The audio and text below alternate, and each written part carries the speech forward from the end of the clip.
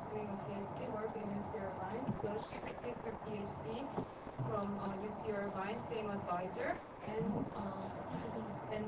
her master's and bachelor's degrees are from Sharif University in Iran.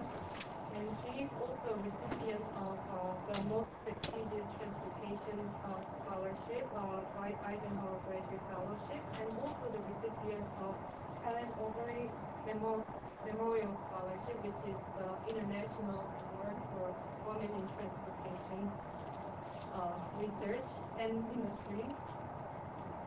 And her research includes travel demand modeling, transportation system analysis, network optimization, data mining, machine learning, and Bayesian econometrics. And she has published very good articles, including Transportation Research Review, and so on. And today she's going to talk about, her original title was Inferring Activity Selection Using Pattern Recognition Techniques and Understanding Personal Travel Behavior. So let's get started. Thank you, Jamie. Hi, everyone. I'm Mahdieh Allahviranloo. As Jamie told, I'm assistant professor at City College, New York, City University, New York. I have a pleasure to be here, and thank you for organizing and everything. Hope you like the talk. So today we'll talk about pattern recognition and personal travel behavior.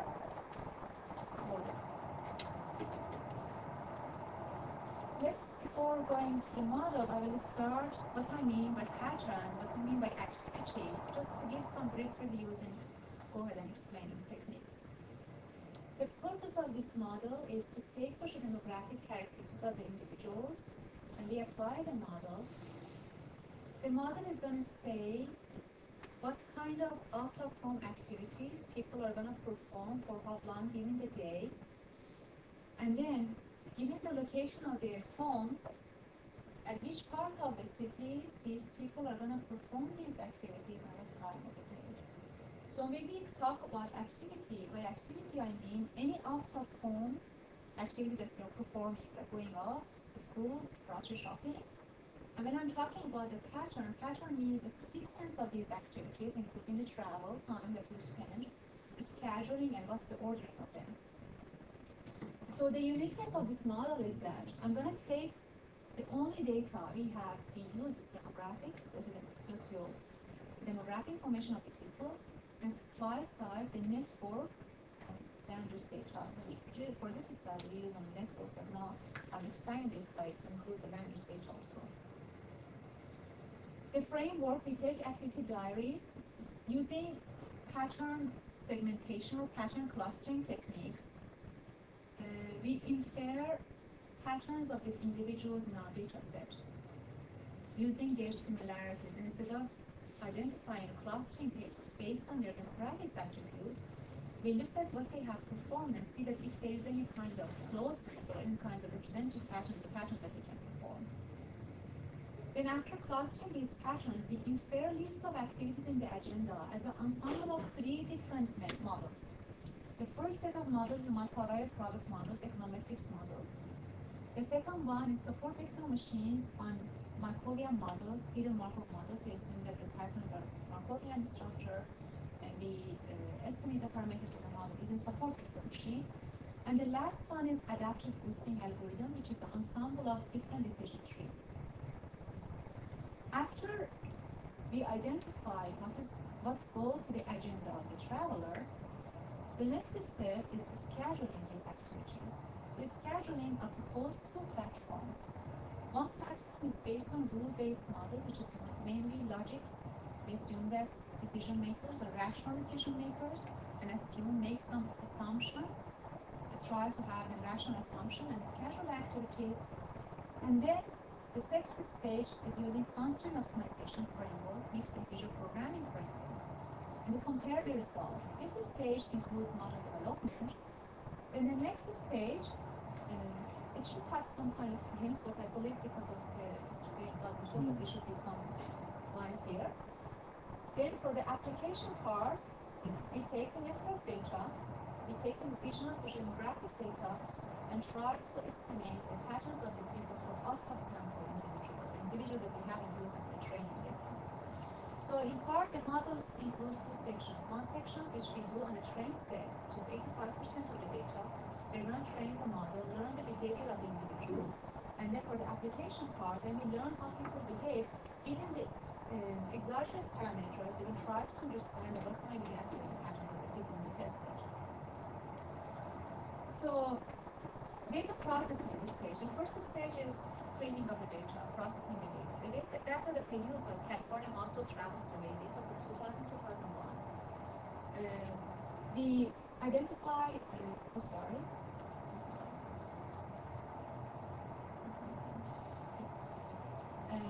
activity categories I identify as in-home, work, school, maintenance, personal, recreational, socializing, pick-up and drop-off activities, and other. These categories are normally follow the routine categories that is done in these studies.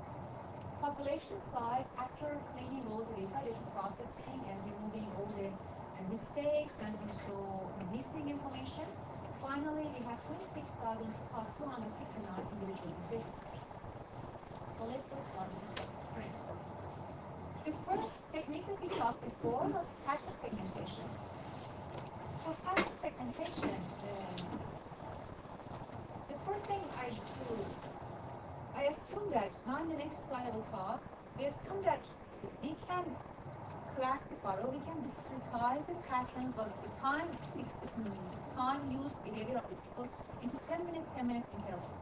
From 5 a.m. to 23 p.m., if we discretize it each to 10 minutes, and say that at each 10 minutes what people have been doing.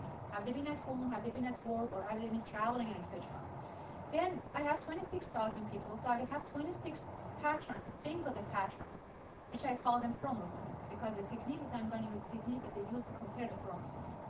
So in that case, the first measure I'm going to use is to identify the sequence alignment. This is a technique used most in biology to compare different chromosomes by each other. And the way it works, it says that if I have two text files, two strings of the text, if you want to compare and match them exactly together, how many operations of deletion, insertion, and substitution do I need to perform to have exactly the same patterns of the strings of the patterns? However, this pattern has some shortcomings, which I will talk in the next slide. So I combine it with another parameter which we call the agenda dissimilarity, which takes into account the entity or the type of activity that we are doing after phone. We use a weighted combination of them because we don't know what weights we should assign to them. Using different weights, we will have different set of patterns. Each set of these clusters, it means a different set of clustering scheme. Each set of these clusters are going to have a specification. Then having this cluster specification, we will run a calibration model to find the best set of weights. And after we find the best set of weights, we will go to inference, which is going to be using the surrogate level inference and aggregate level inference, which is an exercise. So let's first start with cluster patterns. That's what I was talking about. Suppose we have 3 individuals, and this is 5 a.m. up to 23 p.m. We show that at each hour, each cell for the demonstration is a 1 hour. And in actual analysis, we discretize to 10 minutes. So we are going to have 108 cells for each day. So individual 1 has been at home for 4 hours, so until 9 a.m., then goes to work activity for 4 hours and comes back, and individual to school and individual 3 work activities. So if we use sequence alignment, the number of replacements that I need to make to match these two activities, for example, for person 1 and 2 is going to be 8, for person 1 and 3 is going to be 4. But however, if you look at clearly to these patterns, and if you see that the measure between individual 2 and 3 is also 4, and also between 1 and 3 is 8 also. And also between 1 and 2 is 8. But however, if you look at the measure, the distance between 1 and 3, they have one common activity, which is outcome from work activity. Both of them have done work activity. But if we look only sequence alignment, this similarity between these two patterns is not being captured.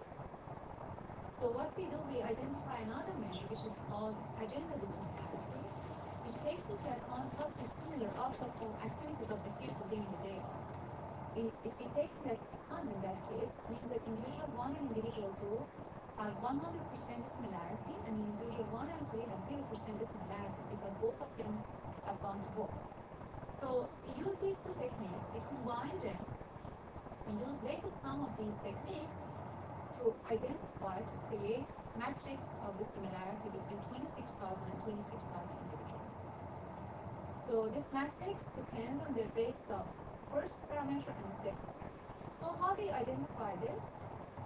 Which goes to the next stage. After we have for different set of weights, in order to cluster these patterns, now suppose that for every set of weights we have the similarity matrix between every pair of patterns in the population.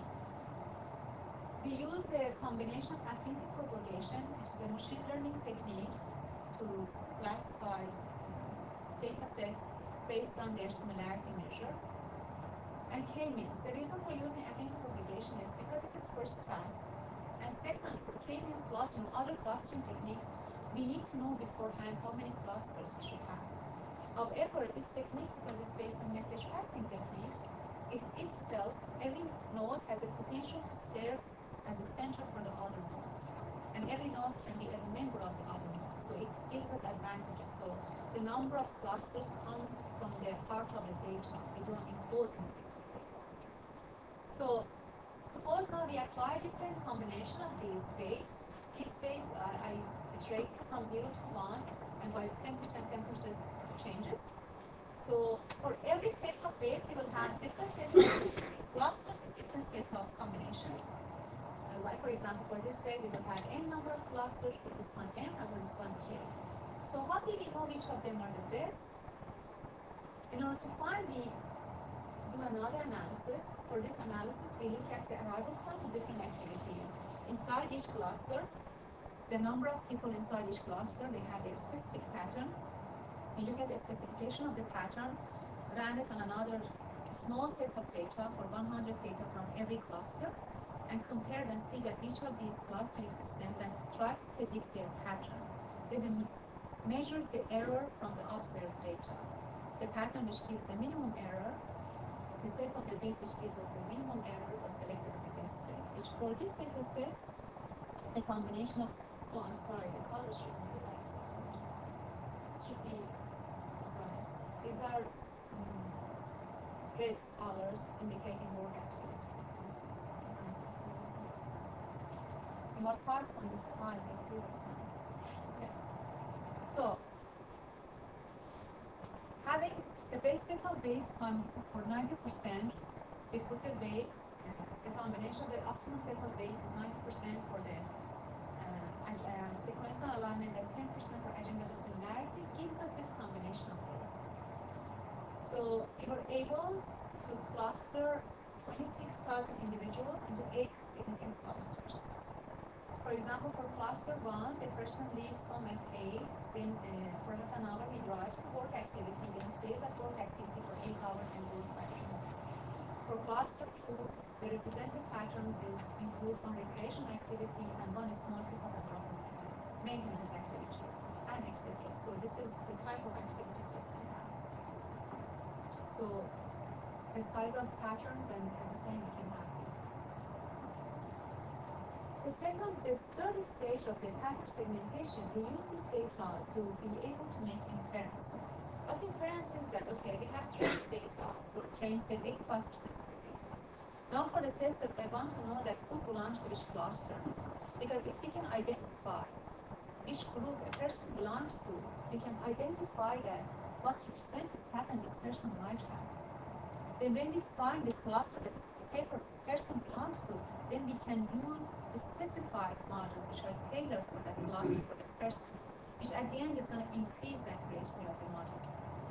So, third stage, we want to find the correlation between the clusters and the individual demographics to see that which people belong to which clusters. The technique that I'm using here is decision tree structure. In this structure, the leaf nodes are the cluster number and the root nodes are the demographics of the people.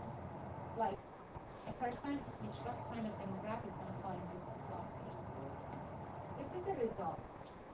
For example, let's start from the root node. First, it identifies if the person is younger than 18 or older than 18. If that's the case, the person belongs to cluster 7. Otherwise, this person is going to be working as a first-time home or out-of home, and etc. If you follow these three, at the end we will have all the clusters number. So suppose for a test set, which is 15% of the sample data, in that case, we take the demographics and we find them and track them down as to which cluster they belong. And then the patterns at each branch leaf node that we come here, as you see here, this number shows that what is the percentage of every cluster at each leaf node. For example, 72% of the people who are younger than 18 years old or school goers belong to cluster 7. And if you look at the cluster 7, this cluster is the group that people participate in 2 school activities during the day.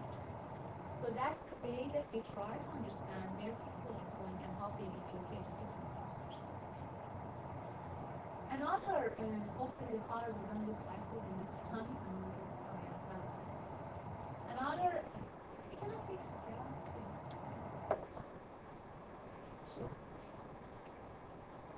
So these are supposed to be red colors and very, very beautiful graphs. Sorry, we can look at it. Imagine that's beautiful. So this one is, okay, another application which was very interesting was to see that how we can replicate people's time use in aggregate level using just 8 clusters. So what I did here, I had this 8 clusters. If you remember, 1200 in one cluster, 7000 in another cluster.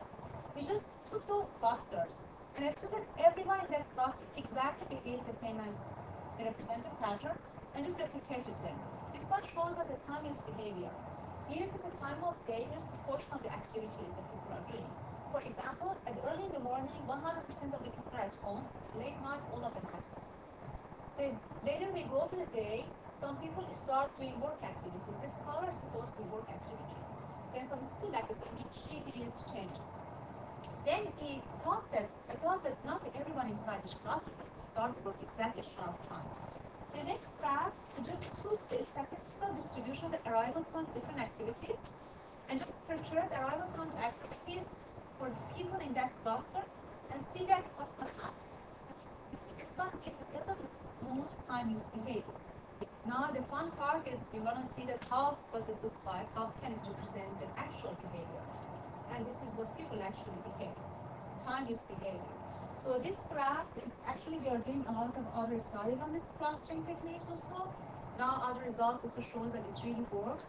If you look at here, we are almost able to cover more than 90% of the people's time use by just using 8 clusters that we had before.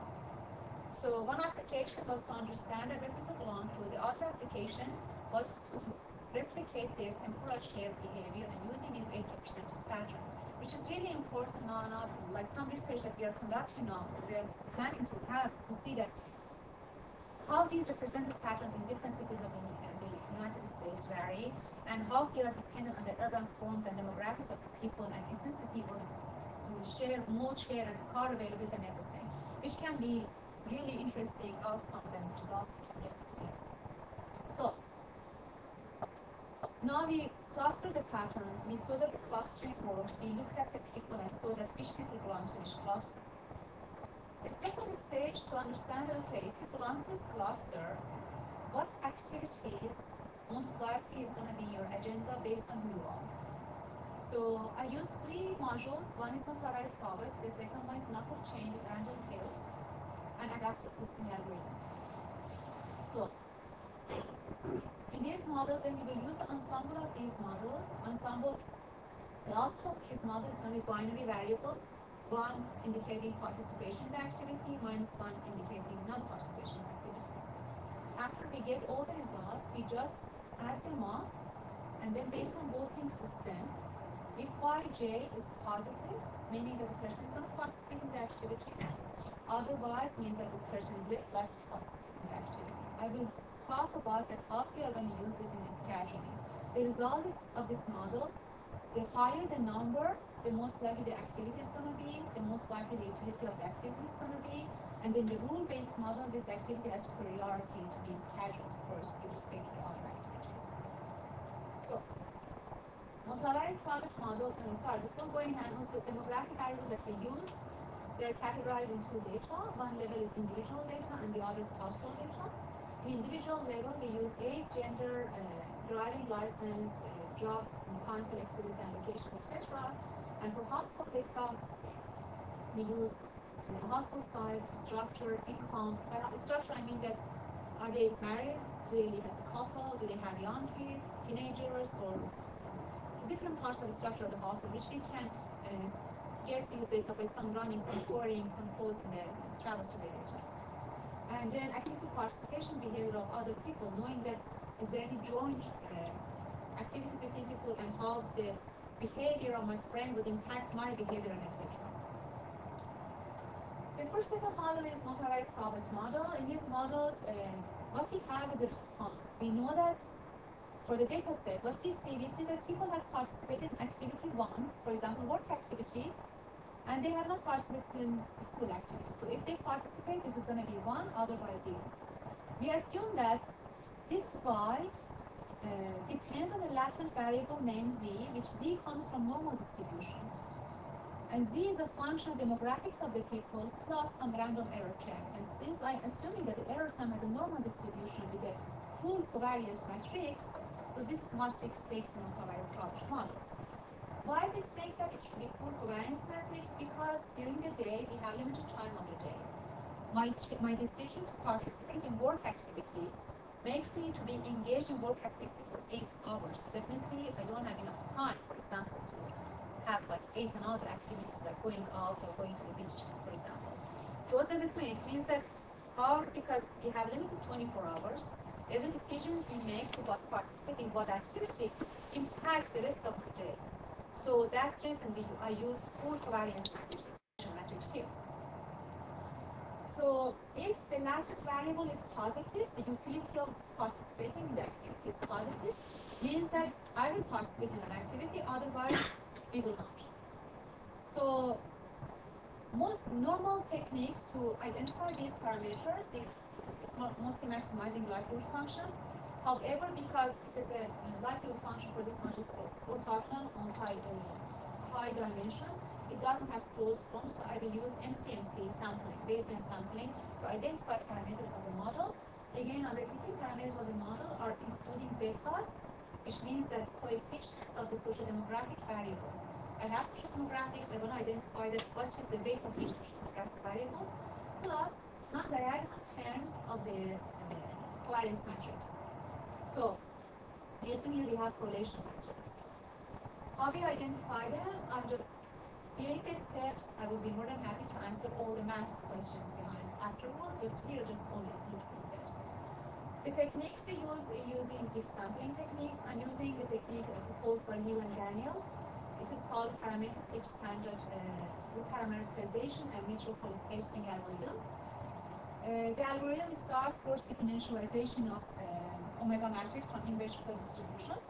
Then we sample beta from normal distribution where the parameters of the beta comes from OLS estimator. Then I sample latent variable of z, assuming that it is unrestricted. Then using sample z, we sample covariance matrix, correlation matrix. There is a trick here that what they use. So they sample z, then from z they identify the scale matrix, and from scale matrix they identify covariance matrix. So a little bit tricks over there.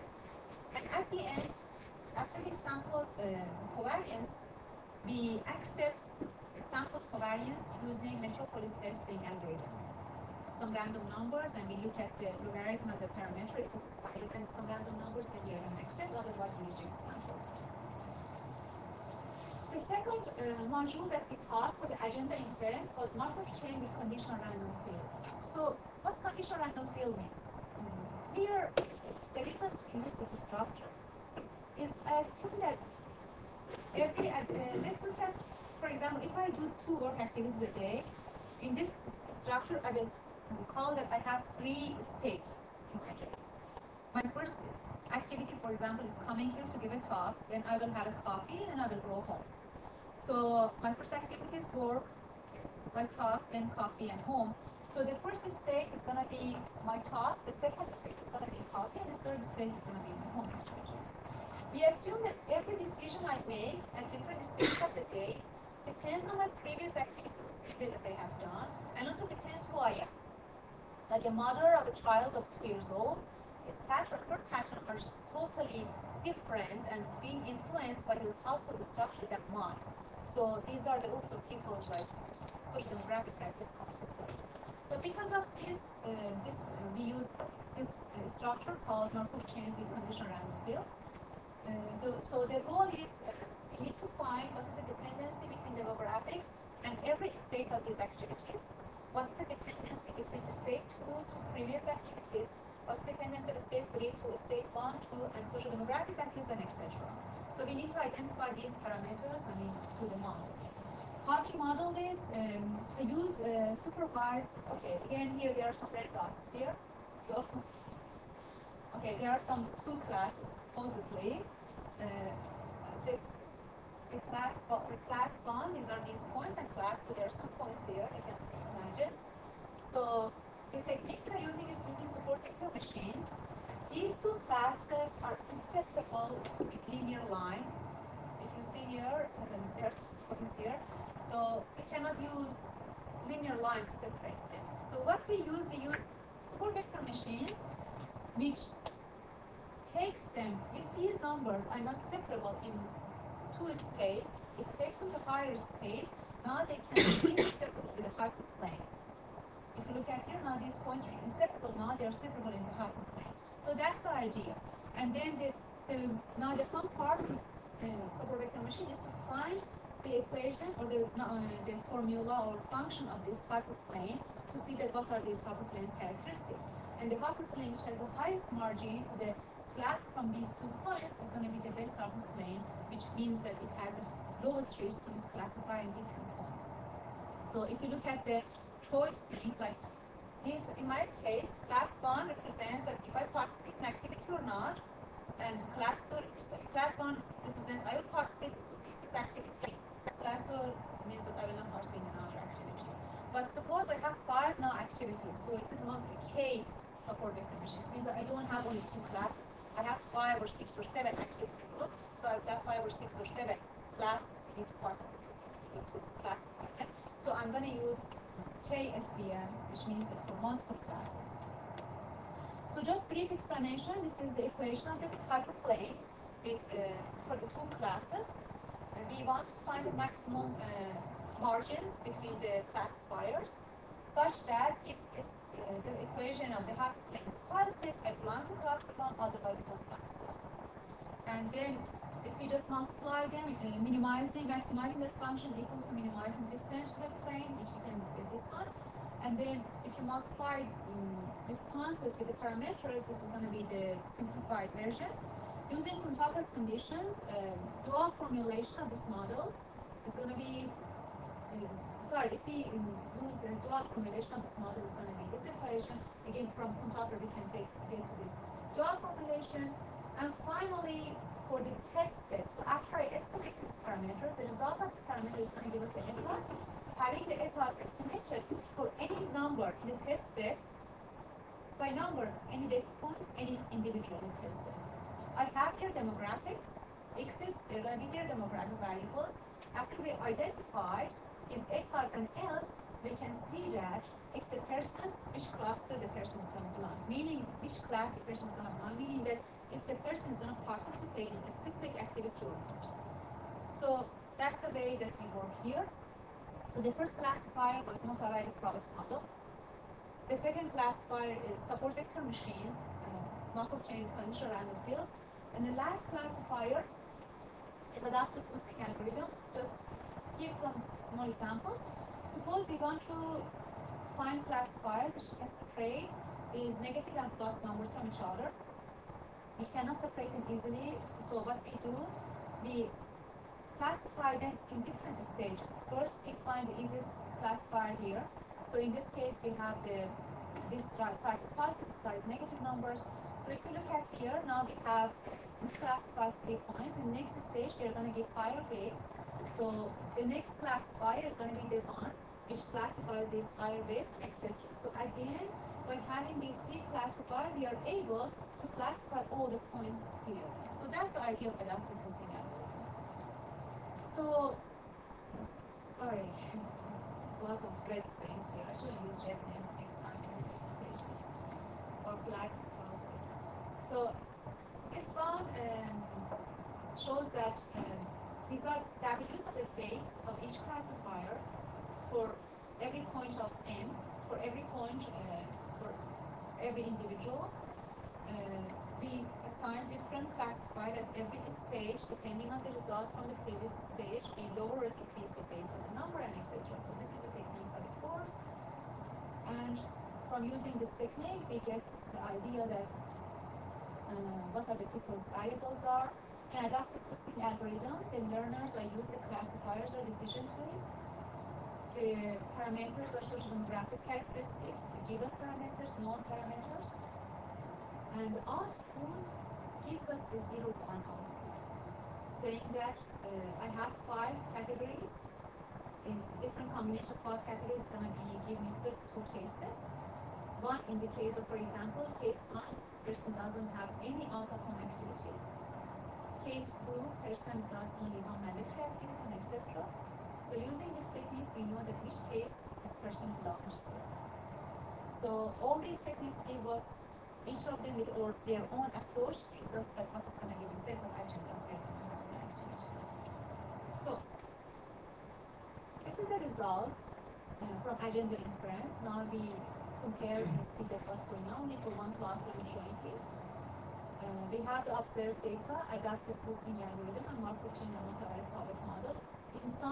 For some cases, each of these models work well. There is that I'm using ensemble because each model has their own errors and they has their own powers, weaknesses and strengths. Using ensemble of these techniques help us at the end to improve the overall results for the entire estimation. Because each of them are reclassified for the data set that I have. So if I rely only one of them, my accuracy is going to be low. So the reason we are using different techniques, saying that if these different techniques are going to be able to predict the correct answers or not. So in that case, we have a higher accuracy for the results. So far now we segmented the patterns. We have a list of activities in the agenda. The last part is scheduling activities. For scheduling activities, as I talked before, I use two techniques. One is rule-based model, and the other is mixed integer programming. So for rule-based model, before scheduling activities, we need to know what are the tendency of the arrival time and duration of the activity for the person. Because we assume we don't know anything. We don't know who the person is, that's it. And where does the person live. We don't know anything else about what they are going to do, how long they're going to perform the activity, at what time of the day. So for each cluster, if you look at the cluster, because we have cluster data based on their patterns, the cluster data gives us a better result compared to the aggregate data. To every type of the activity, what is the arrival time and activity duration. So for each cluster, we categorize these activities to different activities. Then we try to, again, infer arrival time as a function of the type of the activity and social demographics of the activity. Arrival time for each activity is a function of demographics of the people inside each cluster. Again, we use machine learning techniques to identify this parameter. So now the next stage is how we use rule-based models.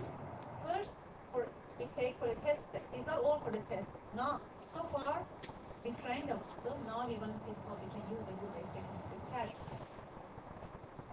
We take such demographic variables in the test set.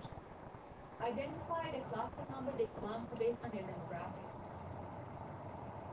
Infer activity duration, arrival time, and out-of-home time budget based on the previous slide that I showed inside each cluster, and based on people demographics.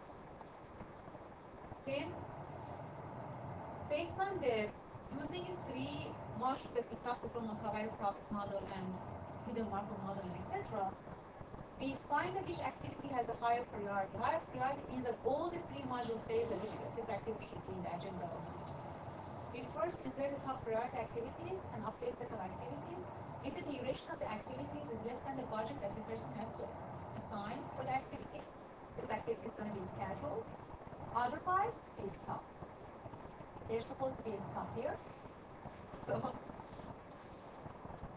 So yeah, this is the results. The results of this model for the 4,000 individuals of the sample.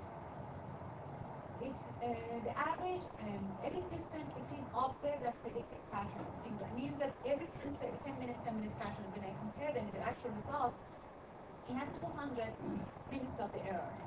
Well, it might seem a lot, 3 hours in 24 hours, but comparing your own pattern when they leave home, at the end of the day, you compare it with your own pattern. Most of the time, even there's so much complexity in this behavior. Behavior of the human beings is being impacted by their rational behavior or irrational behavior of other people, even weather, even availability of the bus, subway. I'm in New York, so if the subway doesn't work properly at the time that I'm supposed to be, probably I will miss my train and etc. So all of it can impact. And even one slight change in my pattern might impact my entire pattern for the rest of the day. So 400 minutes, we believe, based on the data that we have, it was socio-demographic data. It was one-day data. It was only 26,000 people. Now suppose we have now all these amazing cell phone data that we don't have access to. Unfortunately, academia doesn't have access really to them. However, if we have all these data, which is historical patterns of the movements of the people, if we had all these data showing that, okay, I come every morning, every Monday, at this time of the day, I go to class and I teach. So having these monthly patterns of mine, definitely my model is going to be able to predict better results because we will have repeated pattern for the same day. But comparing what we had for this data, 2,000 data, 26,000 individuals, one-day data, this model, we believe that it's doing a good job so far, but there's always room for better improvement of the model. So, the second model is mixed integer programming framework.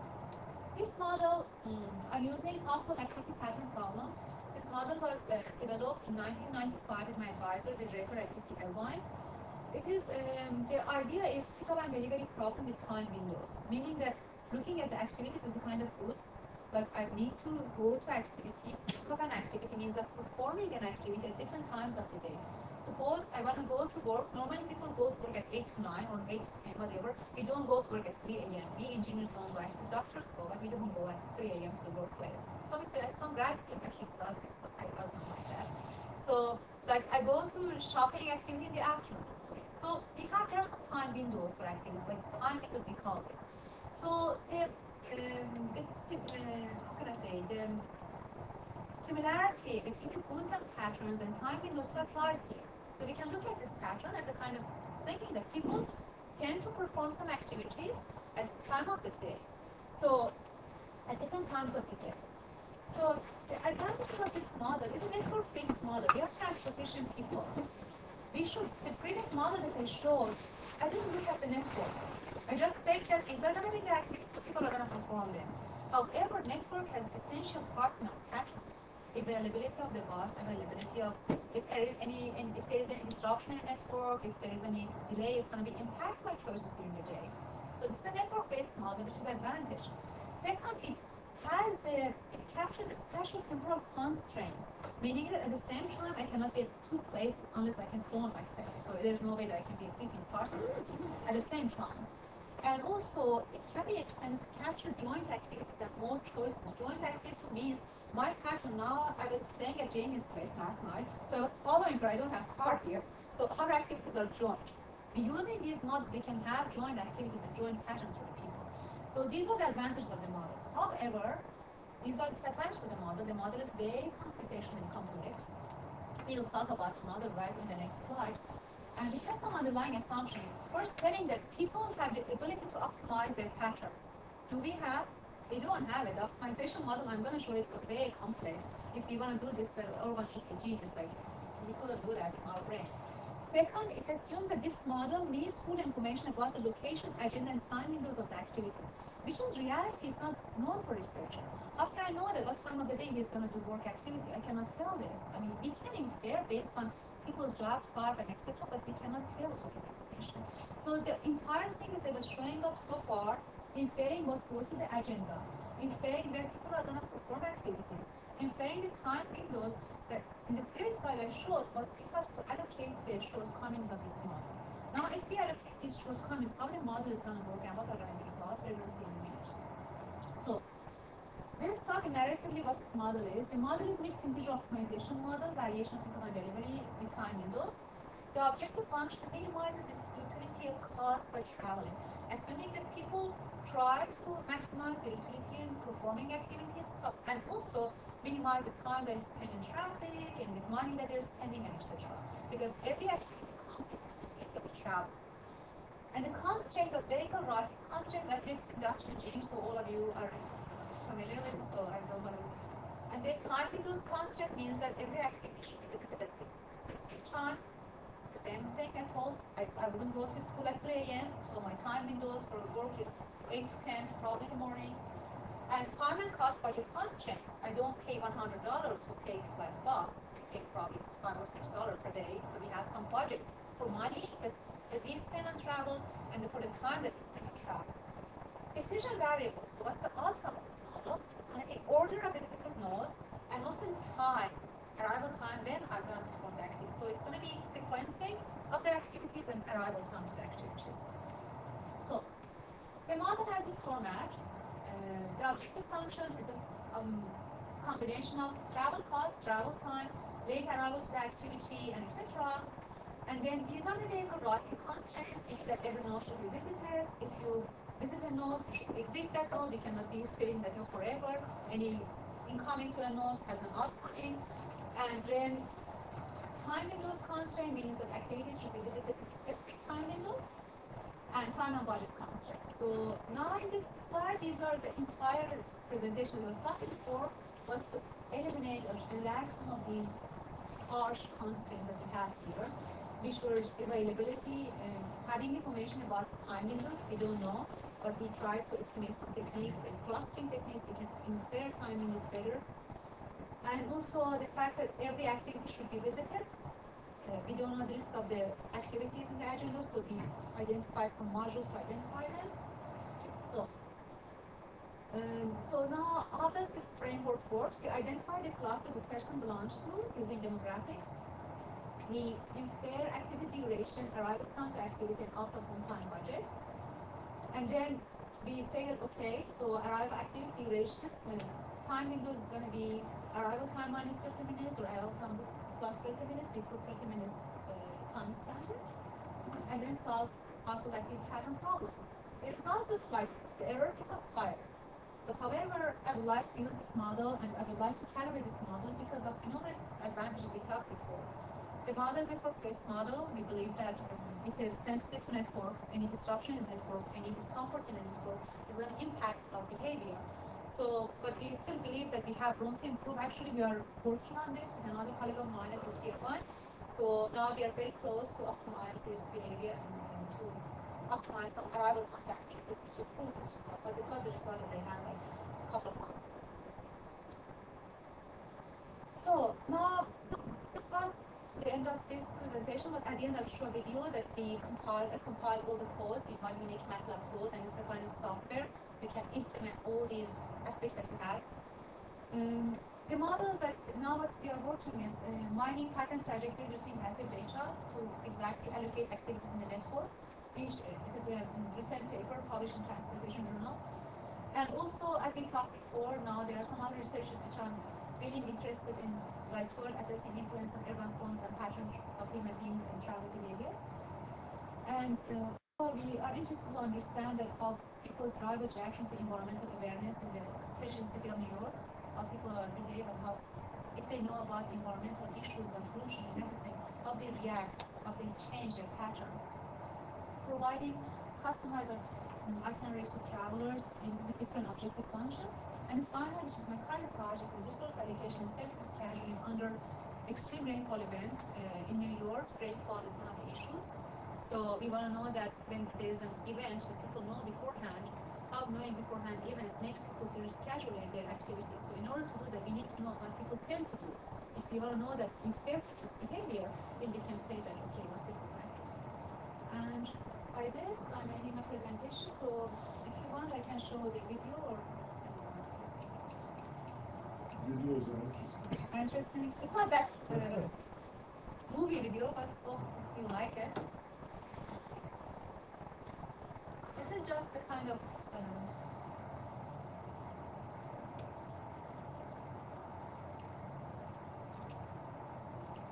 because we thought that.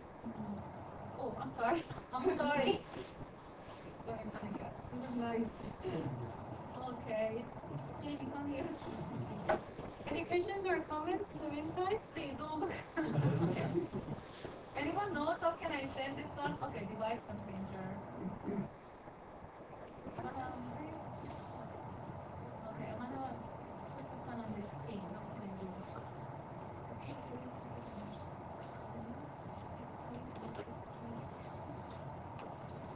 Can I ask one question?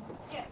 So how do you model the link travel time for the HAPP problem, actually HAPP task activity problem? That one we are assuming this one to be fixed. The travel time is fixed? Yeah, like average travel time, shortest path. So the travel time will not change based on people's activity? Actually, we are working on it. Okay. Yes. For the error of scheduling, how do you define the scheduling error? The comparison between chromosomes with the patterns, 10 minutes, 10 minutes. Is it the duration of the activity? Or is No. It is at the end, the outcome of the model is going to give us the where people are being schedule of the people. Okay. Thank you. So the schedule of the people. Yeah. Now we show probably the results. Same thing.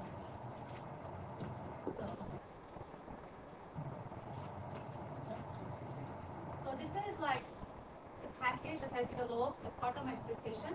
It's in MATLAB, so all the sequences that we talked before, the complex model, if you want to send it to MPO, they're not going to realize what's the pattern cluster. I mean, I don't want to say that, but the optimization models, or everything is way beyond complex. So I provided this software which shows that how to run different segments just with the minimum Excel file. You have the Excel file, it runs everything here. But below the data, the test data, I just run for a small data because the compilation time is so long, just don't compare it. So this technique is just loading different data and processing the data. You see we have now clusters here. You can use any, after we load the data, the country the names, for example, I'm interested in Alameda here. So I put Alameda country. And we process data. Now all the data are loaded here. So we have all the data here, like compiled data. So the next stage goes to the next part, with clustering activities.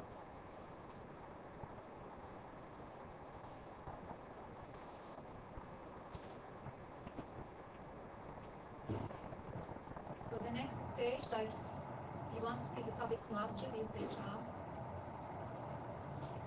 Now I will stop here and explain. I say that, okay, I want to cluster the patterns of the people from 5 a.m. to 10 p.m., 60 minutes cluster, 60 minutes chromosomes. Then we do this and then here you go. So if you stop here, so if you look at here, this is the representative pattern, for example. Okay, this representative pattern shows that how people, what people performing at different times of the day. Okay, so suppose we have this for at the end, my results are going to look like this: scheduled results, showing that where people have been, what people have been doing. So in that case, you will have, for example, 108 cells for every pattern of 18 hours. Each hour is 6 cells. Okay. So what's going to happen? Now I will know that home. You have them work. It's turning my result outcome. Then for the test data, I have from observed pattern what people have done exactly. So I compare this test with using edit distance. You see? Yeah. That's the breakthrough. So the 200 minutes comes from there. Yes? Did you do pairwise similarity for all of the individuals? All the individuals together. I mean, the matrix was 26,000 by 26,000, all 26,000. No, for transit, 85% of 26,000, 22,000. So you have to do changes to number of calculations. Mm-hmm. So different number of n is going, more than 500,000. Yeah. That was. Yeah, the thing is that because it was like edit distance compares text, so it is very time consuming, even for 20,000, my computer was running, I used a cluster computer for 12 cores. It was running for 1 week to find the similarity between them. But in that case, if you have large data, like instead of having 10 minutes, 10 minutes, if you increase it to 15 minutes, 15 minutes, so you should sacrifice sometimes. And sometimes even like, because when you run these data, suppose we want to run it for the entire like 500,000 people. When you run this, if we show this here, 8 clusters, they're going to be stable for a long time. But you run it like once probably for 2 years data. For 2 years, next time you don't need to run it again. You run once, probably you spend 1 month, but high computation, the cluster computers that I was using, they didn't have very high processing, and like they were less than even 2 gigahertz processing power. But if you have high processing like 3.3 and 12 or 20 cores, now MATLAB, at the time MATLAB had parallel computation in MATLAB couldn't be more than 12, but now it doesn't have, the MATLAB 2014 doesn't have this constant limitation, so we can run it more. It can be larger, but it's going to take time. Yeah, of course, probably for 500,000 with a lot of with even 15 minutes or half an hour cell sizes, which makes it very smaller number of cells. It's going to still, and with high computation power, it's going to still take 1 month. But after this 1 month, when you have this the similarity measure, the rest of the algorithm is fast actually. This is the most time-consuming part, clustering the patterns. And the more discrete or the more your pixels become smaller, your resolution becomes higher, the accuracy, the simulation times take, not simulation, running time takes forever. Yeah. But that's once in the entire thing. Then after you have it, then it's fine. So then like this one now, it shows the clustering patterns, for example, for these techniques, and then the same graph that we had represented patterns and non-represented patterns, like we can even see that, like in the agencies, they can see all these results and compare them. So all these things, yeah, I developed everything. This is for multivariate profit structure. We choose the clusters, we choose the parameters, activity types that we want, social demographics variables that we want. Then we run the MBMP and number of iterations. This one gives us the results, the covariance matrix between different two activities, and all the correlation.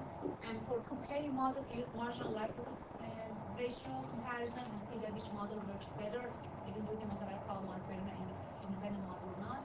And yeah, the entire thing was compiled with software, which can be used.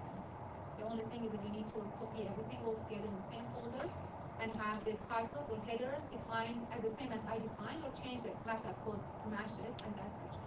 This entire thing, everything can be done automatically. Yes, that's the end of my presentation. Sorry for a little bit red color things, and hope you like it. Yes, please.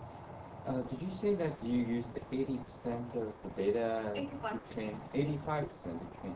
Have you sort of tried to see what happens if you have a smaller training data set? And then, how does it affect the accuracy? Actually, that would be interesting. Cross-folding you're talking about, like, yeah, that would be an interesting study. Also to have 80%, 85%, 90%, and see what's going to happen. No, I didn't do cross-folding. All right. And another question is that I don't know how detailed the travel diaries are. Mm-hmm. Like, what people have to do when they record their activity. Like, how detailed? Yeah, this is like, the details is like, this is really rich data in terms of the accuracy. However, the size of the data is small. It is one-day data for a small portion, like for entire California. The usable data for 2000 was 26,000 people. Right. But what people say, they say who they are, their family, their age, gender, total number of vehicles, bikes, where they have been traveling, what kind of activity categories they have, and they don't list the type of activities, but they put groups like classify, like one activity is staying at home, number 2 is like watching TV, number 8 is working, and etc. And the time they spend on each time, yeah, they have arrival time. Down to minutes, like yeah, accuracy? Yes, arrival time in hour, detailed. arrival time in minute, departure time in hour, departure in minute, time in hour and minute. Very detailed. Then geolocation data are not available based on zip code, but then the data that we use was process data, but we had latitude longitude after we had this stage, we had latitude longitude available, which was pre-processed before I do this. But however, the rest of the data is available. Like if you have used parking or not, you need to pay for the parking or not. You paid for the parking. How much did you pay? You take bus or not? If there was parking available when you arrived there, tub was available. Very All this detailed. information, yeah. I see. Each data set, good data set, but two downsides: the size and the number of days. Right. Mostly 1 day, but in Europe they do multi-day data, which is quite good. Right. Yeah. Now, you also mentioned that, of course, then you don't have the smart data from the smartphone.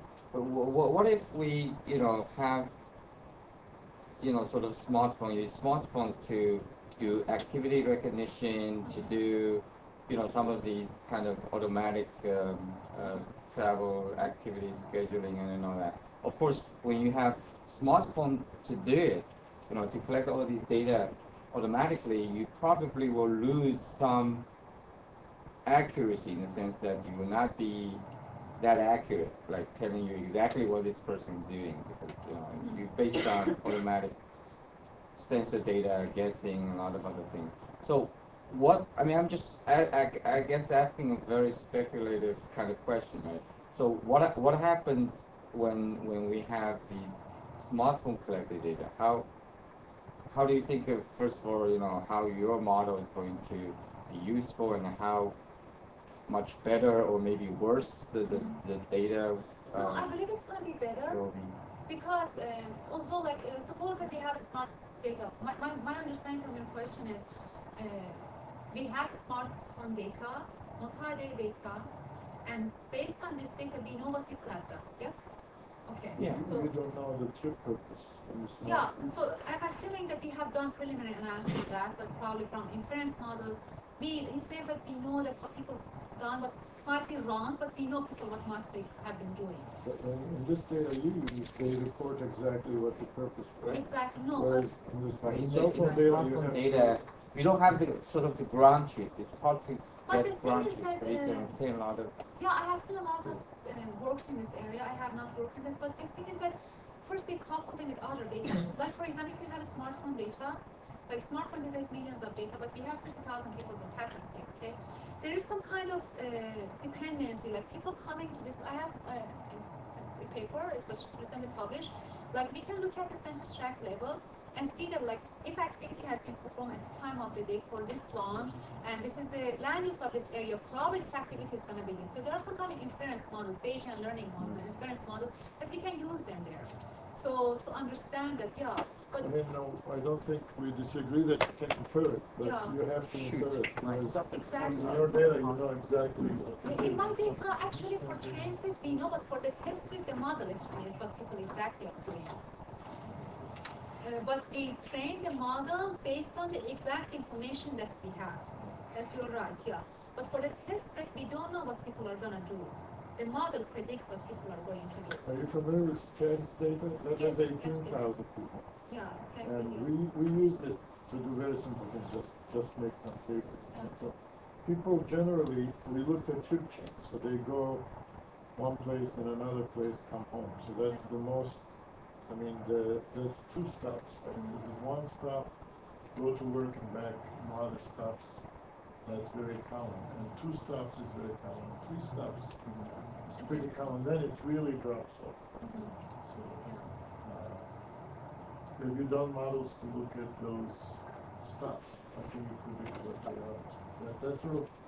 I mean, maybe you did that. Yeah, but they the have examples models, were yeah. very homework, home school, but you did more complex. Yeah. The Markov models, actually, that's what it does.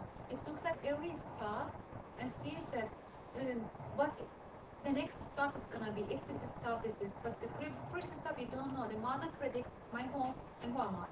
So based on my personality, like I work at a school, I'm this age and blah, blah, blah. So it says that my first activity is going to be this.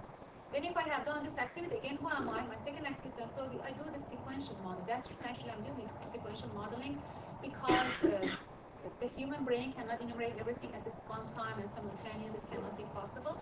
But again, what you are telling, going back to the question of smart data, I believe it's going to increase the results because first it's multi-day data. We can couple that data with other data resources to improve the accuracy of the model. And I believe that the richness and the size of the data, which is like millions of data, in this case we have like thousands of data. worth to try it out, even though there might be some errors. But however, if the duration of the activity is one of the good measures, and repetitiveness of the activity in historical patterns. If a person spends every Monday 8 hours at a unique place, that definitely is a school or a work. So we can, the location of that, if you know the location, latitude, longitude, we can look at the land use. If the land use is Buffalo University, either you are a teacher or you are a student there. So we can do these things every year. Yeah. They are like smart data, but the thing is that we don't have access. Like there are research companies sells it, but not for the research, unfortunately. Yeah. And then the next thing is to correlate the smartphone data with credit card. Yeah. Then you know what people spend. So suppose someone goes to a restaurant and they spend $150, they may not go again for another month. Yeah. So that's important to know. Exactly, these which are is need-based missing. models. Yeah, need-based models, meaning that that's why again the temporal data, weekly data are important because there are hazard models also. You participate in activity when you need it, when you need accumulates over the time. You go to grocery shopping once in a week, you don't go every day. Especially for flexible maintenance activity that comes to play. Exactly, that's right. Have you done choice model? So Yeah. in that case, you can have a choice model where I choose my entire pattern. Yeah. But what are my alternatives? They're not observed. That's So okay. how do you deal with Yeah, the thing is that for that case, yeah, we need Mahdieh data to see that what might be your alternatives. Like we were talking over the lunch about the plan data versus the perform data that we have for Netherlands. And the good thing about the data, because we have Mahdieh data, if we have like for example, if we have GPS mobile data for multiple days, we know people's patterns, and from those patterns we can classify that person's his own pattern. Then we can know that how many patterns they have. So how many alternatives they had, and they chose this alternative among the other alternatives they might have. So another way would be to look at similar people and generate my alternatives from them. Exactly. And I don't know which is better. I did actually, instead of first one looking at is the better. similar people, Yeah. I looked at the similar patterns. That the reason segmentation with clustering was different here. Because I felt that people with different characteristics might have performed similar patterns because of their job or other constraints that they have, or physical constraints that they have. Yeah, you're right, absolutely right. Yeah. But one final question is that, for a given person, right, according to your modeling, Yeah. that for a given person, that person will only have sort of one, what I should call it, profile. Like, okay, so you predict this person will do this, like every day, correct? Is there sort of like can you predict different patterns on different days of Not the with same this person? data. Not with this data. It's a 1 day. Yeah, it's Not only with one this day. data. But as we know, we actually have done some, kind of what we call the mobility profiling of a user. And what we found is that each person will have multiple mobility profile. Like maybe your Monday, Wednesday, Friday schedules are the same, and then Tuesday, Thursday schedule are the same, but they are different from the Monday, Wednesday, Fridays. I mean, of course, weekday, weekend are possibly also different. So that I guess you can only obtain by observing this, multiple days of the schedule of a particular person. But you are limited with the 1 day diary. Okay, all right. Thank And you. that's actually, that's a really good data to have for those kind of data. All right. Because we know that my Monday, it also depends on like day, like weekday. For example, 1% the diary data is weekday, for another was weekend. But actually I work every single weekday. I eliminated weekends. So that's the reason 26,000 individuals are left here for this month. But definitely there's also shortcomings of Monday data. But the purpose of this work was to generate a methodology that to show that we can work even with 1 day data, with limited data, we can work and we can have these results. And all the coding and everything is parallel. In case if I have like high end like data, large data set, how we can set up, how we can apply this model, which can easily adjust and just apply it there. The intention was to come up with some framework which has multiple assessments and the limited amount of data is required, which is the demographics of the people.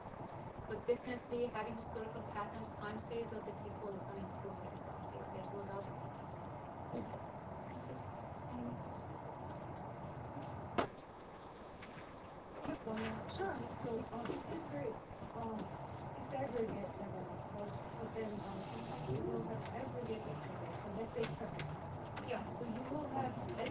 level. So there has to be some calibration rate so that it matches aggregate level of integration. Let's say we I know that it's not part of this work, but you will have